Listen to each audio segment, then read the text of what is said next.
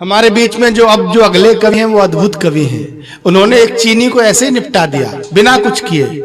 वो एक चाइनीज बीमार हो गया, चाइना का आदमी, अस्पताल में भर्ती। सुरेंद्र यादव उसको देखने गए तो जैसे उसके पास खड़े हुए उसकी आंखें एकदम निकली, बोला चिंचाएं चू चिंचाएं, और मर गया।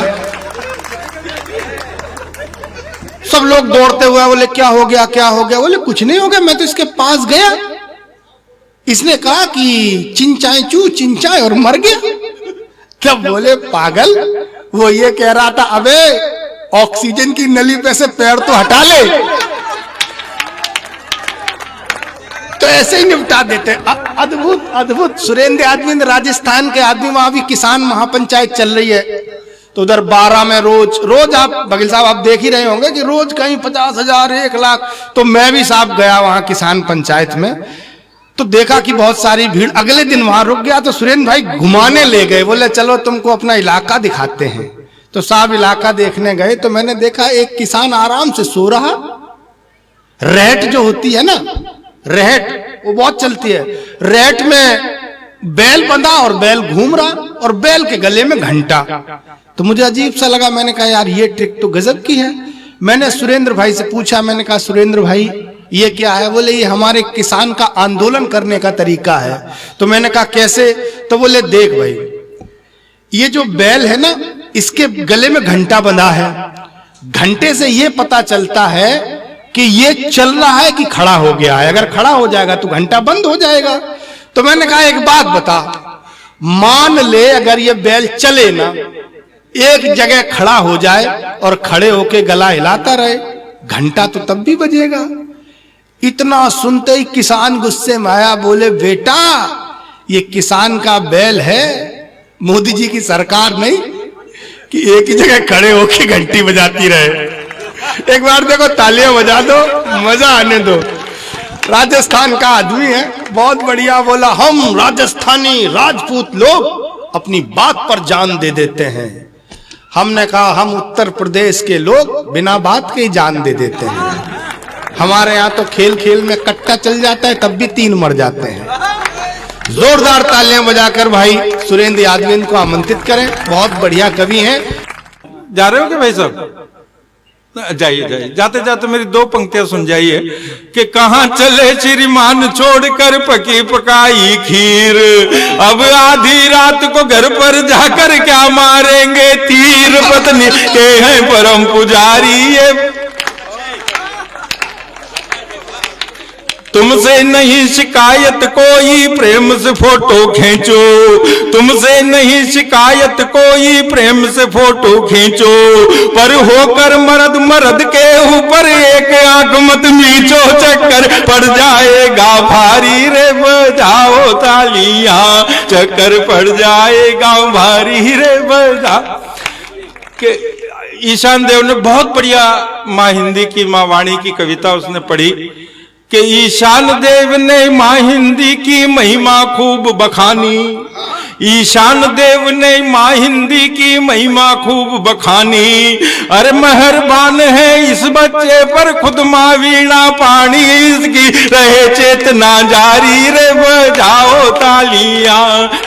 आइए साहब आइए, पधारिए।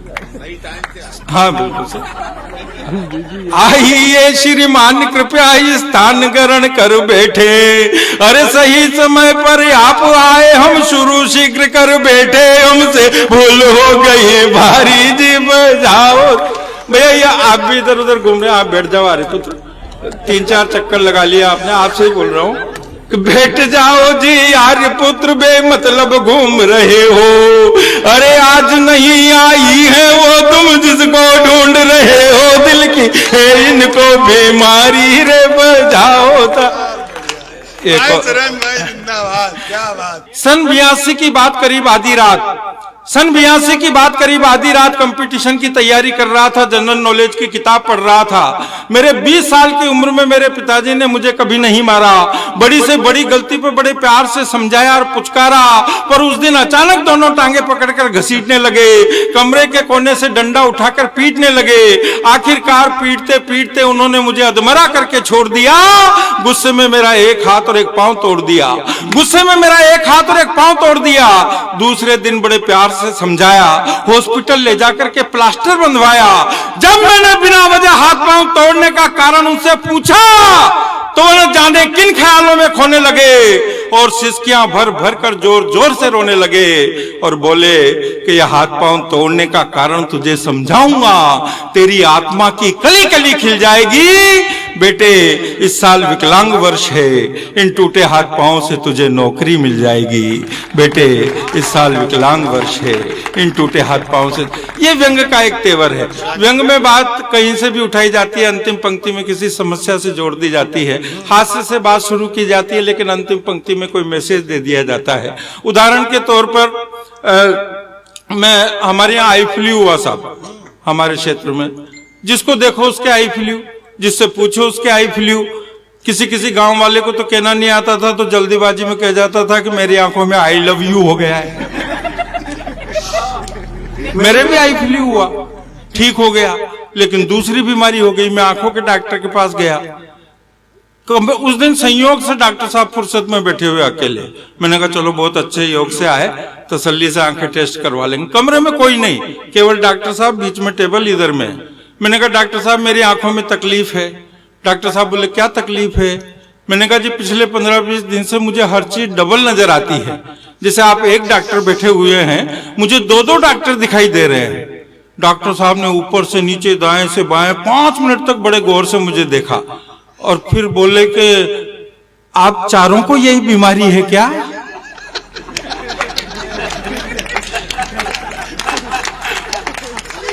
ये व्यंग की बारीकी है, इसे अगर आप समझ लेंगे तो मेरी कविताएं आपको मजा देगी।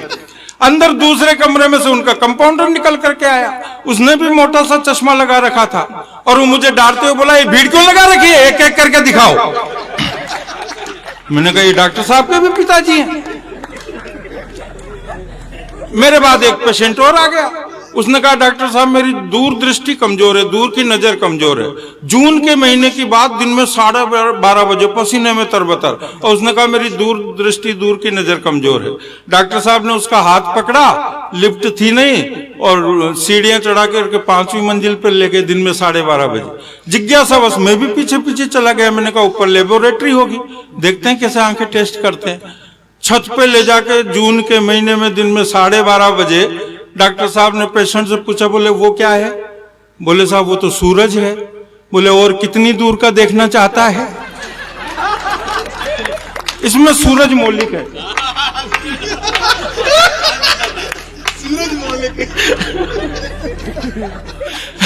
तो डॉक्टरों की अभी बात चल रही है, डॉक्टरों के ऐसे ही हाल है साहब।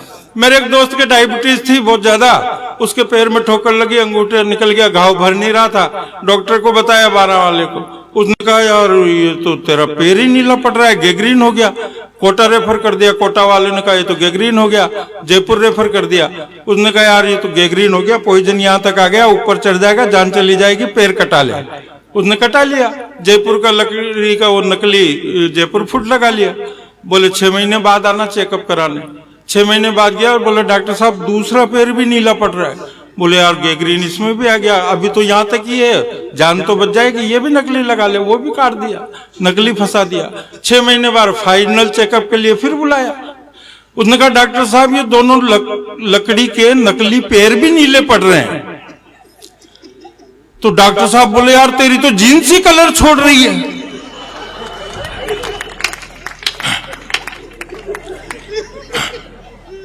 आइए, तो ऐसे ऐसे हादसे हो जाते। एक पारिवारिक व्यंग से आपको जोड़ता हूं, एस्ट्रोलॉजी पर, ज्योतिषी पर व्यंग है, सुनिएगा। कि शारीरिक, मानसिक, आर्थिक परेशानियों से हैरान परेशान हम दोनों पति पत्नी एक पंडित जी के पास गए कि श्रीमान है कोई इन समस्याओं का समाधान? पंडित जी बोले रे नादान, सूर्य अस्त है मंगल अमंगलकारी है, बुद्ध की महादशा में गुरु का अंतर है, शुक्र नीच का है शनि का ढैया है, इसलिए रुक रहा गृहस्थी की गाड़ी का पहिया है, राहु और केतु की वक्र दृष्टि है, इसलिए इन सारी समस्याओं की सृष्टि है। इन सब समस्याओं के समाधान का एकमात्र उपाय है, 1.25 महीने तक रोज नियमित रूप से महामृत्युंजय जप के जाप करवाओ।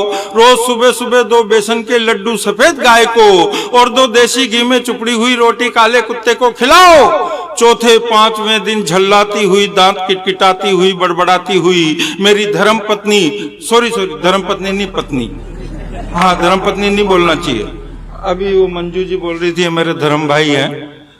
ये धर्म को ऐसा नहीं है कि धार्मिक शब्द है तो हर जहां भी लग जाएगा अच्छा ही हो जाएगा, ऐसा नहीं है साहब। आपने किसी से कहा कि ये मेरी बहन है तो बहन है, उसमें कोई दिक्कत नहीं है। आपने कह दिया कि धर्म बहन है तो फिर वो सगी नहीं रही।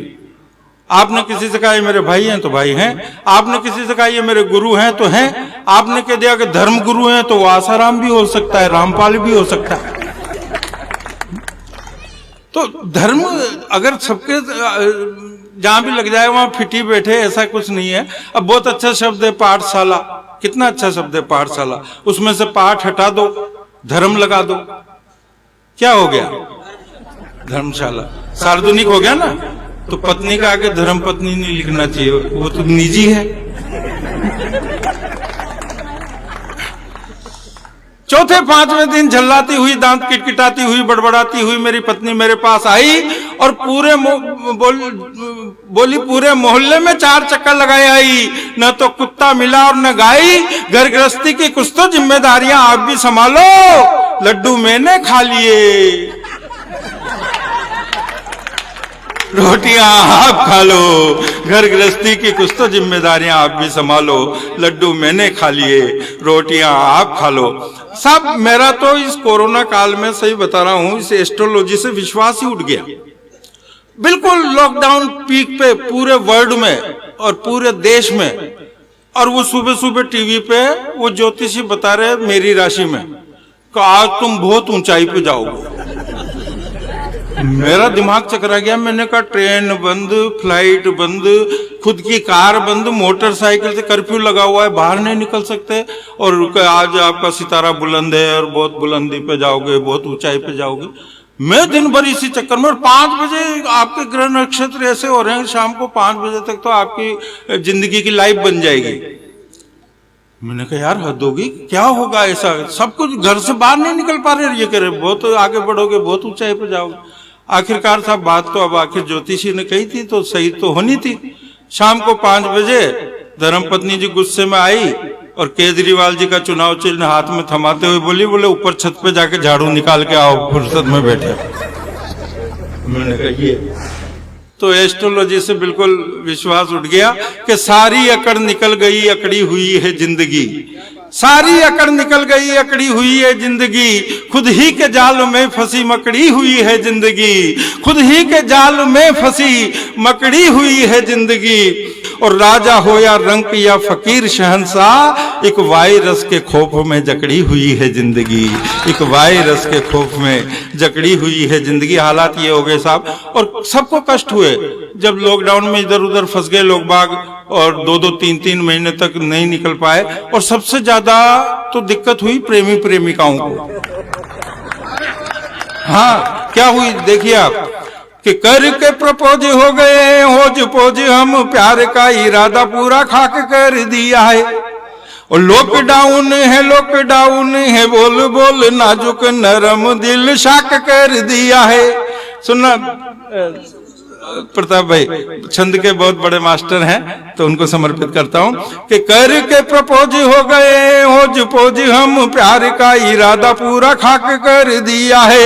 लॉकडाउन है, बोल बोल नाजुक नरम दिल शाक कर दिया है। फेसबुक व्हाट्सएप पर न मैसेज कोई लगता है, मैसेंजर लॉक कर दिया है। और मुंह बोली प्रेमिका ने बतलाया, फोन कर पति चलाते हैं नेट ब्लॉक कर दिया है। मुंह बोली प्रेमिका ने बतलाया, फोन कर पति। और साहब एक पति पत्नी के बीच का आपने अभी तक 2 ग्रहण सुने होंगे, इसमें 3 ग्रहण आए कोरोना काल में 3 बार। लेकिन ग्रहण 2, सूर्य ग्रहण और चंद्र ग्रहण, लेकिन ग्रहण 2 ही नहीं 4 होते हैं। कौन कौन से मैं बताता हूं आपको, सुनो। कि सूरज पे लगता है ग्रहण तो कुछ देर दिन में ही घोर अंधियारा बढ़ जाता है। सूरज पे लगता है ग्रहण तो कुछ देर दिन में ही घोर अंधियारा बढ़ जाता है। चांद पर पड़ती है ग्रहण की छाया जब चमकीला चांद तक काला पड़ जाता है। अब तीसरा ग्रहण कि सांसद महोदय आप सुने कि शपथ ग्रहणों में तो तारे कई टूटते हैं, किसी का बुलंदी पे सितारा चढ़ जाता है। शपथ ग्रहणों में तो तारे कई टूटते हैं, किसी का बुलंदी पे सितारा चढ़ जाता है। पानी ग्रहण तो सिर्फ एक बार होता यार, सारे जीवन का उजियारा झड़ जाता है। पानी ग्रहण तो ये 4 ग्रह होते हैं। और साहब एक बीमारी है सेल्फी की। हालांकि कुछ फायदा पुरुषों को हुआ, जो ब्यूटी पार्लर में 4-5 हजार रुपए महीने का खर्चा होता था, वो 20 रुपए में काम चल गया मास्क से। तो पर वो मास्क लगाने के बाद भी वो जो सेल्फी की आदत थी वो नहीं गई। उस पे हास्य का बढ़िया छंद सुनिए कि पति बोला लाइफ खराब हुई, वाइफ को डॉक्टर के पास ले गया। पति बोला लाइफ खराब हुई, वाइफ को भारी भारी व्याधि ढेर सारी लग गई है। लगता है भूत प्रेत वाला कोई चक्कर या डायन चुड़ैल कोई भारी लग गई है। एक आंख छोटी गर्दन जीभ टेढ़ी मेढ़ी, एक आंख छोटी गर्दन जीभ टेढ़ी मेढ़ी, लकवे की शायद बीमारी लग गई है। और डॉक्टर बोला भाई लकवा नहीं है, इन्हें सेल्फी की भारी महामारी लग गई है। और एक और साहब छंद सुनिएगा। पहला लॉकडाउन जब लगा तो सबको बहुत बढ़िया बढ़िया व्यंजन यूट्यूब पर रेसिपियां देख देख के, और हिंदुस्तान का हर आदमी हलवाई हो गया था, पुरुष भी महिलाएं भी सब हलवाई हो गए थे। रोज नई नई रेसिपियां बनती थी। लेकिन फिर दूसरे लॉकडाउन तक आते आते मामला ठंडा हो गया। तीसरा लॉकडाउन, और फिर जब चौथा लगा तो फिर तो मामला वही मूंग की दाल और रोटी पे आ गया। वहां से मैंने एक छंद निकाला है, और थोड़ा सा आपकी अगर अच्छा लगे तो तालियां चाहिए। कि मैंने कहा जाने जाना मरीजों जैसा है खाना। प्रतीक देखना मनोज भाई। मैंने कहा जाने जाना मरीजों जैसा है खाना, मेरी ये दलील तकरीर लगने लगी। घूर कर देखा श्रीमती जी ने हमको तो रायते की कटोरी भी खीर लगने लगी। घूर कर देखा श्रीमती जी ने हमको तो रायते की कटोरी भी खीर लगने लगी। जो भी बने जैसा बने चुपचाप खा लो भाई, जो भी बने जैसा बने चुपचाप खा लो भाई। बात बड़े बूढ़ों की नजीर लगने लगी। बेलन को धार कर निकली किचन से तो तरकारी लौकी की पनीर लगने लगी। बेलन को धार कर